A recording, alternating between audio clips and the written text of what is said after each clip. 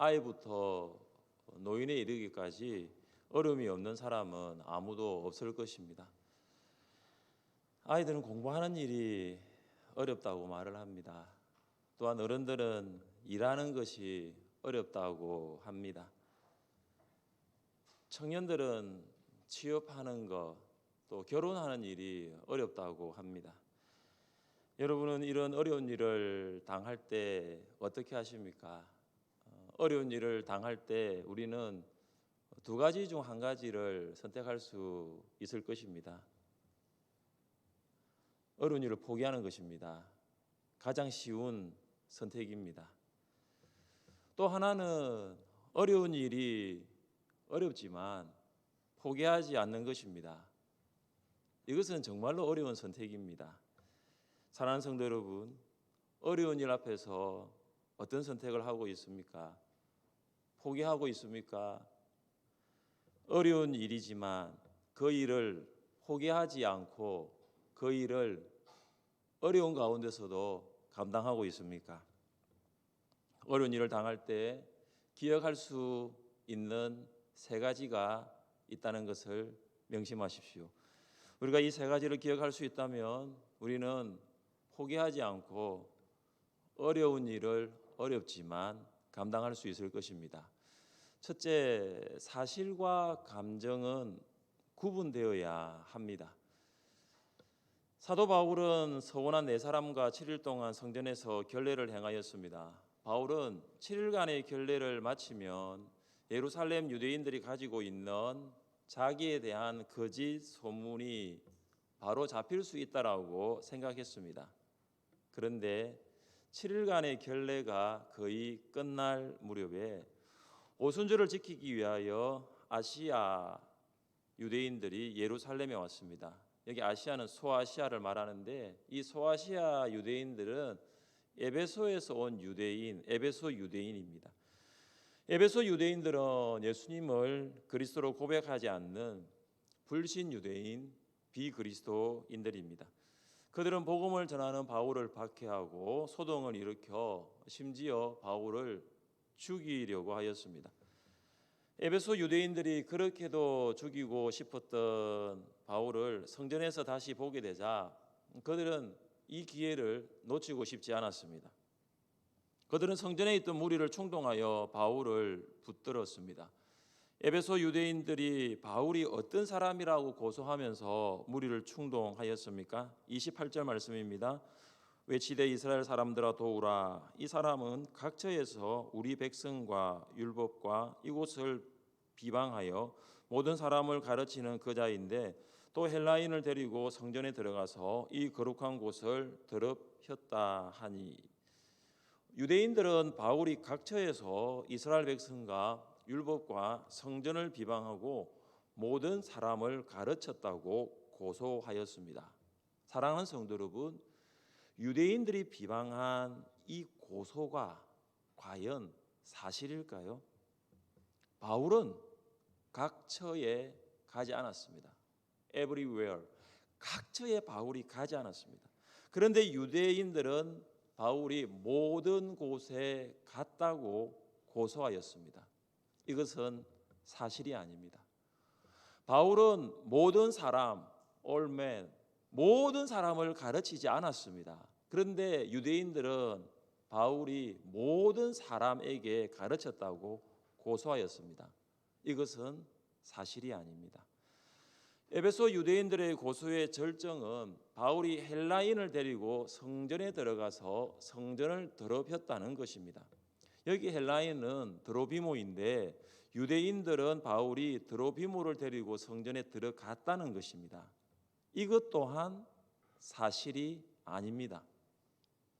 우리는 누가의 기록을 통해서 명명백백한 사실을 알 수 있습니다. 우리 함께 29절 말씀을 읽겠습니다.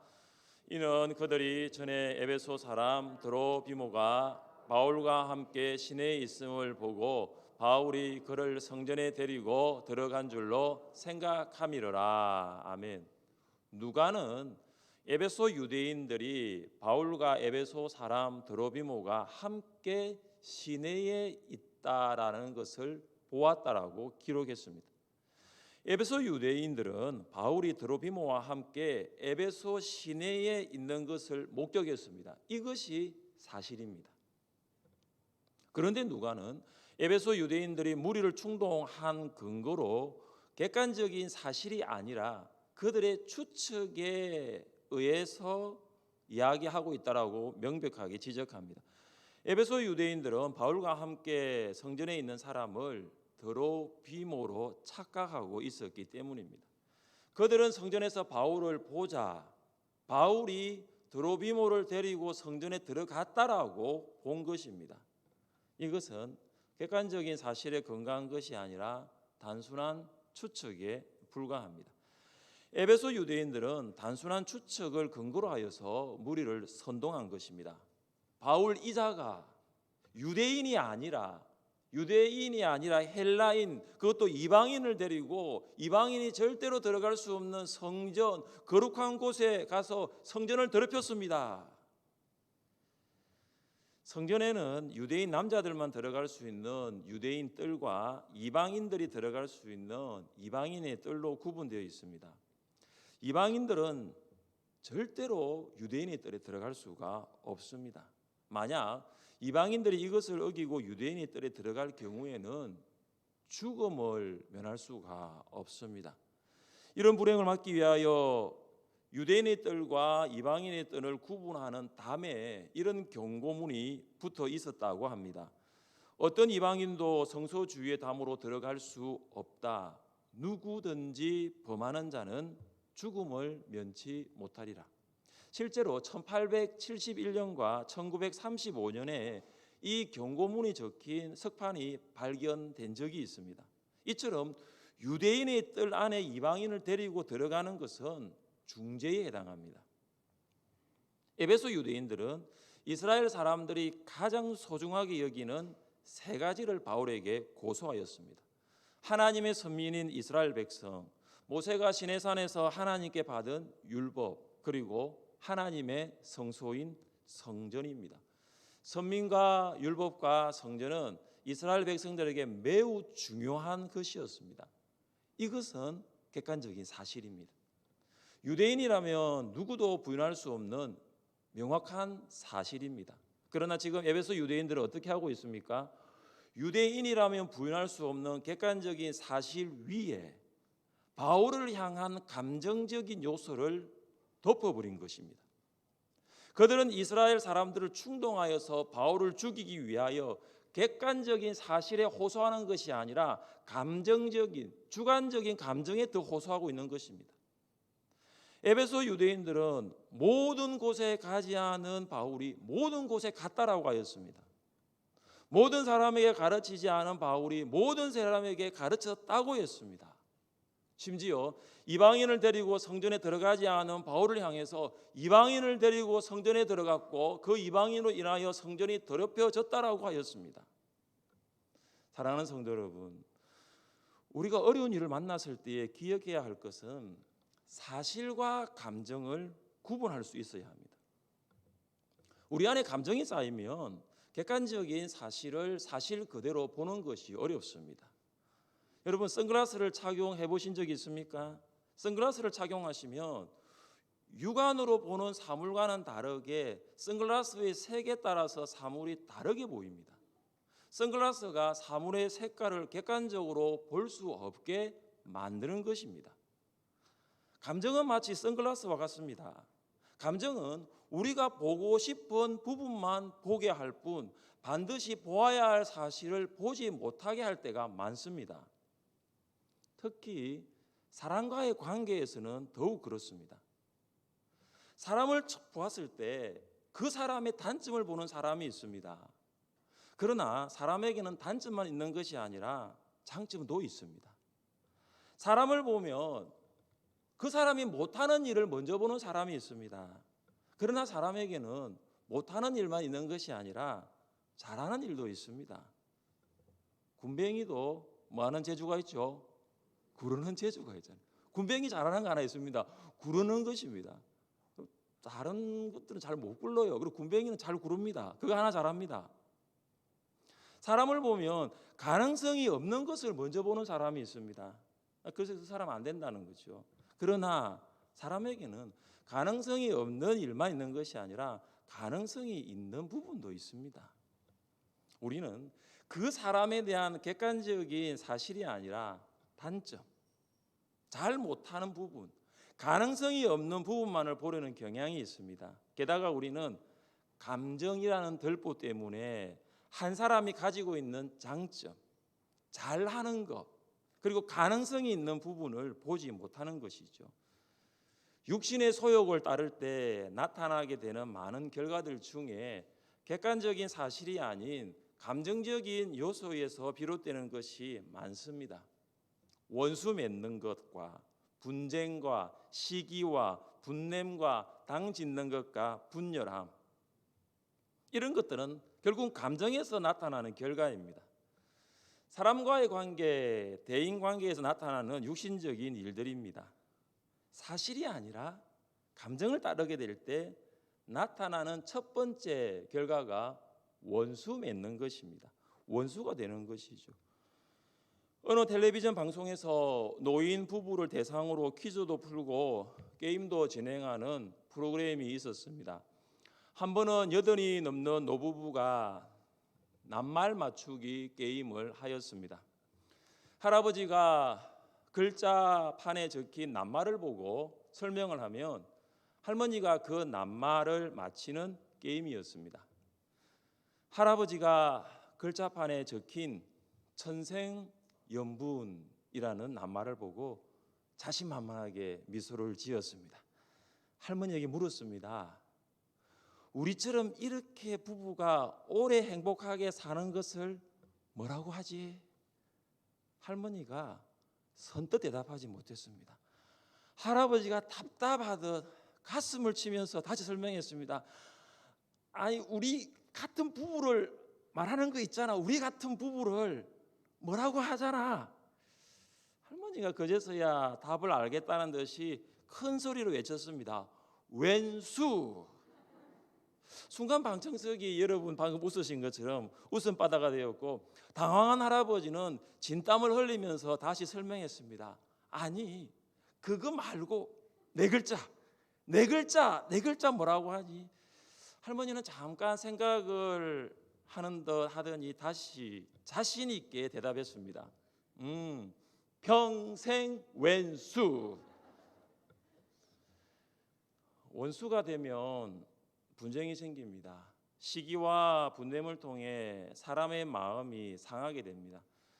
자신의 목표를 이루려고 다른 사람을 공격하기 위해 당을 만들고 분열합니다. 사람과의 관계를 회복하고 사람과의 관계를 개선하기 위해서는 그 사람을 향한 감정을 내려놓는 것부터 시작해야 합니다. 미워하고 정오하는 화를 내고 싶은 감정까지 내려놓는 것입니다. 그리고 그 사람이 가지고 있는 사실, 그 사람의 장점, 그 사람이 가지고 있는 가능성을 바라보기 시작하는 것입니다. 사랑하는 성도 여러분, 관계 맺는 것에 어려움이 있습니까? 여러분이 지금 관계 맺고 있는 사람과의 어려움은 있습니까? 관계로 인한 어려움을 당할 때에 사람을 감정으로 대하지 마시고 있는 모습 그대로, 사실 그대로, 그 사람 그대로를 받아들일 수 있기를 바랍니다. 왜냐하면 하나님께서 그 사람을 그렇게 만드셨기 때문입니다.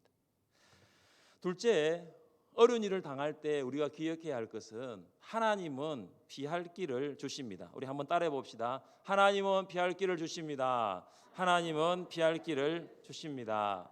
에베소 유대인들의 충동으로 예루살렘 유대인들은 갑자기 흥분하기 시작했습니다.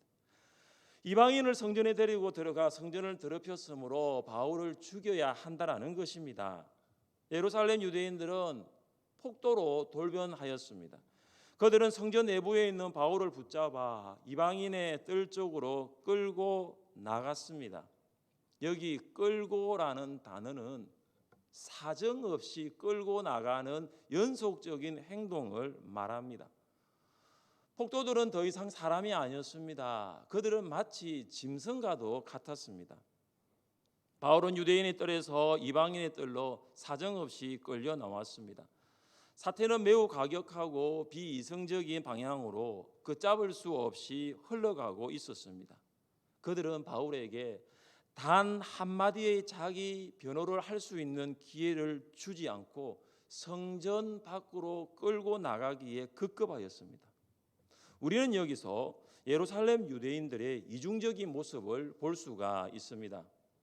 폭도들이 성전 안으로 들어오면 바울이 살해될 수 있습니다. 그러면 성전 안에서 피를 흘리게 되고 결국 성전이 더럽혀지게 됩니다. 유대인들은 성전을 더럽히지 않기 위하여 바울을 성전 밖으로 끌고 나간 것입니다. 성전 안에서의 삶과 성전 밖에서의 삶이 전혀 다른 이중적인 유대인들의 모습입니다.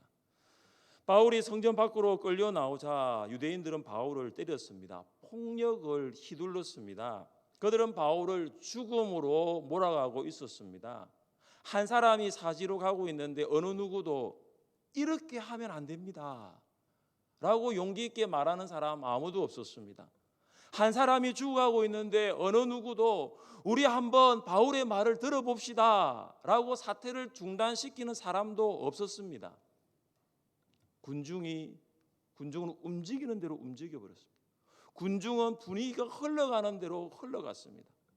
아무도 용기 있게 말하는 사람이 나타나지 않고 아무도 이 사태를 중단시키려고 하지 않을 때 한 사람이 나타납니다.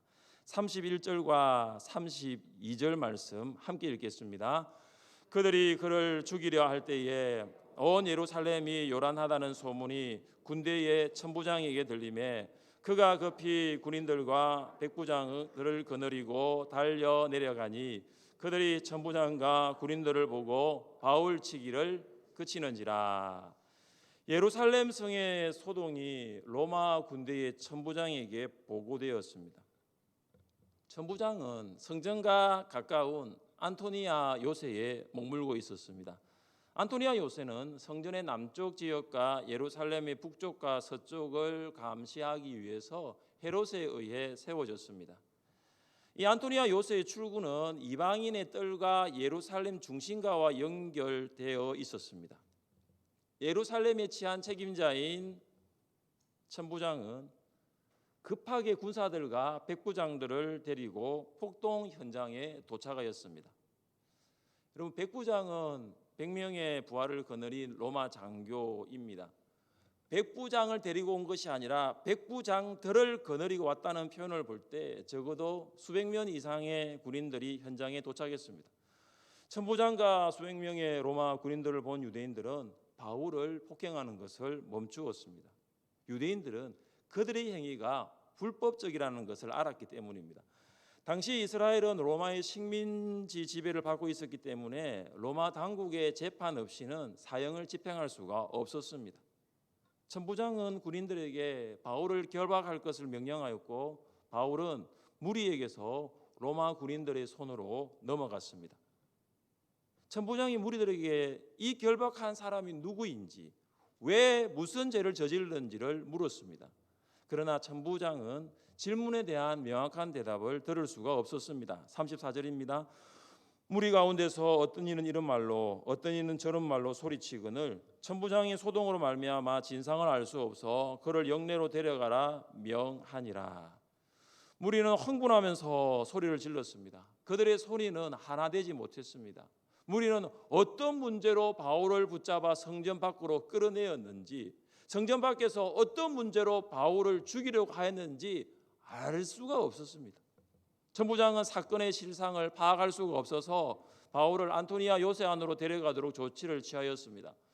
바울은 성전 바깥들에서 안토니아 요새로 올라가는 돌 계단 위를 걸어가지 않고 군인들의 손에 높이 들려서 갑니다. 무리는 로마 군인들의 뒤를 따라오면서 소리 지릅니다. 그를 죽여라, 죽여라, 죽여라. 무리가 한 번만 그렇게 한 것이 아니라 끈질기게 따라붙으면서 계속하여 바울을 죽이라고 소리를 질렀습니다.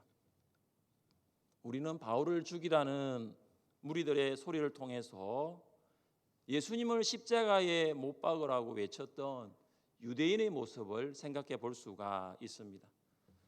예수님 시대와 바울 시대 동일하게 진리를 위해 복음을 위해 살아갈 때는 어려움을 만날 수 있습니다.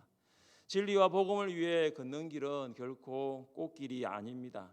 그러나 진리와 복음을 위해 걷는 길이 비록 꽃길은 아닐지라도 그 길에는 우리 주님이 함께 계심을 믿으시기를 바랍니다. 이미 예수님께서 그 길을 걸어서 골고다로 가셨습니다. 사랑하는 성도 여러분, 우리가 어려운 일을 당할 때에 하나님께서 피할 길을 주십니다. 성난 폭도들에 의해서 죽어가고 있었던 바울은 정말 죽는 줄 알았을 거예요. 그는 천부장이 백부장과 수백 명의 군인들을 거느리고 올 줄을 몰랐을 거예요. 바울은 군인들에 의해서 안전한 안토니아 요새로 옮겨질 거 생각하지 못했을 거예요. 하나님은 어려운 일을 당할 때 우리에게 피할 길을 내십니다. 우리 함께 말씀을 읽어보겠습니다. 사람이 감당할 시험 밖에는 너희가 당한 것이 없나니 오직 하나님을 믿으사 너희가 감당하지 못할 시험 당함을 허락하지 아니하시고 시험 당할 즈음에 또한 피할 길을 내사 너희로 능히 감당하게 하시느니라. 아멘. 할렐루야. 하나님께서는 우리가 시험을 당할 때에, 우리가 어려운 일을 당할 때에 피할 길을 내십니다. 지금 우리가 가고 있는 길이 광야길일 수 있어요. 사막일 수 있어요. 그러나 하나님께서는 길을 만드시는 분이에요. 길이 없는 곳에 우리는 길이 없다라고 생각하지만 하나님은 길을 내시는 분이에요. 피할 길을 만드시는 분이에요. 그래서 우리는 하나님을 이렇게 부릅니다. Waymaker. 길을 만드시는 주. 여러분 꼭 기억하십시오. 여러분의 인생 가운데 어려운 일을 만나서 길이 보이지 않을 때, 여러분의 인생길 가운데 피할 길이 없을 때 하나님께서는 길을 만드십니다. 어려운 일 당할 수 있어요. 어려운 일 만날 수 있어요. 그러나 거기에 피할 길을 만드시는 하나님이 계시다는 것을 믿으시기를 주님의 이름으로 축복합니다. 셋째, 어려움은 복음을 전할 수 있는 기회입니다. 안토니아 요새로 들어가는 돌 계단의 꼭대기에서 바울은 천부장에게 내가 말을 할 수 있느냐라고 허락을 구했습니다. 천부장은 바울이 구사하는 유창한 헬라어를 듣고 깜짝 놀랐습니다. 헬라어는 로마 제국 내에서 사용된 공통 언어로 헬라어를 할 줄 아는 사람은 고등교육을 받은 문화인으로 인식되었기 때문입니다. 왜 천부장이 놀랐습니까? 천부장은 바울이 3년 전에 예루살렘에서 유대인 수천 명을 일으킨 반란을 주도한 애굽인으로 생각했기 때문입니다. 선지자임을 자처한 애굽인은 추종자들과 감람산에 응가하였습니다. 그는 예루살렘의 성벽의 파괴와 로마군의 멸망을 예언하면서 때가 되면 반란을 일으키려고 했습니다. 그런데 헬라말을 하는 이 사람을 보니 반란을 일으켰던 애굽인이 아닌 거예요. 그걸 알게 된 거예요. 바울은 천부장에게 나는 애굽인이 아니라 작은 도시에서 난 것도 아니고 나는 길리기아 다소의 시민이다고 밝힙니다. 당시 다소는 헬레니즘의 중심지로 훌륭한 대학이 있는 문화적 수준이 매우 높은 도시였습니다. 바울은 자신을 천부장에게 소개함으로써 오해를 해소할 수가 있었습니다. 이제 모든 오해가 풀어졌고 모든 의혹이 해결되었습니다. 그 다음 이어지는 장면이 무엇입니까? 그냥 바울이 안토니아 요새로 들어가면 되는 거예요. 이제는 성난 폭도들을 피해서 안전한 안토니아 요새로 들어가면 되는 거예요. 그런데 바울이 안토니아 요새로 들어가지 않습니다. 바울은 자기를 성전에서 끌어내고 죽이려고 했던 유대인들에게 하고 싶은 말이 있었어요. 바울은 유대인들로부터 생명의 위협을 받는 어려운 가운데 있습니다. 우리가 볼 때에는 한시도 급합니다. 지금 군인들이 이미 바울을 들고 있고 그냥 안토니아 요새 안으로 들어가면 됩니다. 우리가 보기에는 안토니아 요새로 피하는 것이, 들어가는 것이 현명한 선택일 수 있습니다. 그러나 바울은 육신의 안전의 도모를 위하여 요새 안으로 들어가지 않아요. 그는 천부장의 허락을 받아 자신을 죽이려고 하는 유대인들에게 말을 합니다. 40절입니다. 천부장이 허락하거늘 바울이 청대 위에 서서 백성에게 손짓하여 매우 조용히 한 후에 히브리 말로 말하니라. 바울은 안전한 안토니아 요새로 들어가지 않고 살기등등한 유대인들에게 복음을 전합니다.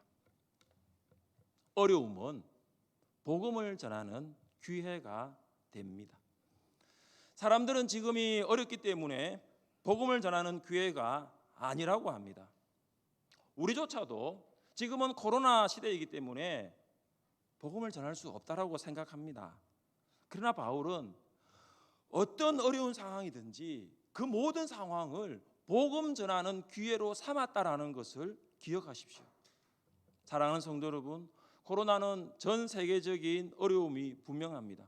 모든 사람은 코로나 가운데 어려워하고 있습니다. 교회도 마찬가지입니다. 그러나 하나님께서 어려운 코로나 가운데 본당 리모델링을 잘 마칠 수 있도록 도우셨습니다. 어려운 가운데 어렵기 때문에 하지 못한 것이 아니라 어려운 가운데서도 하나님께서 하게 하신 것입니다. 어려움이 기회가 된 것이죠. 위기가 기회가 되었습니다. 사랑하는 성도 여러분, 여러분에게 어려움이 있습니까? 그 어려움은 곧 기회가 될 것입니다. 그 어려움을 통하여 복음 전하는 기회로 삼으십시오. 우리 교회가 설립한 하나님 나눔 사회적 협동조합에서 운영하게 될 카페 중공 감사 예배를 드립니다. 이 또한 할 수 없는 어려움 가운데서도 하게 된 것입니다. 하나님께서는 이 어려움을 통해서 이웃을 섬길 수 있는 기회를 주셨습니다. 다시 시작하는 일주일의 삶이 우리 앞에 있습니다. 어려운 일이 없으면 좋겠지만 어려움이 있을 수도 있습니다. 그러나 그 어려운 일을 당할 때 이 세 가지를 꼭 기억하십시오. 감정이 아니라 사실을 보려고 하십시오. 피할 길을 주시는 하나님이 계심을 기억하십시오. 어려움을 기회로 삼아 어려운 가운데서도 주님을 의지하며 살아갈 수 있는 여러분 될 수 있기를 주님의 이름으로 축복합니다. 우리 자리에 일어나셔서 함께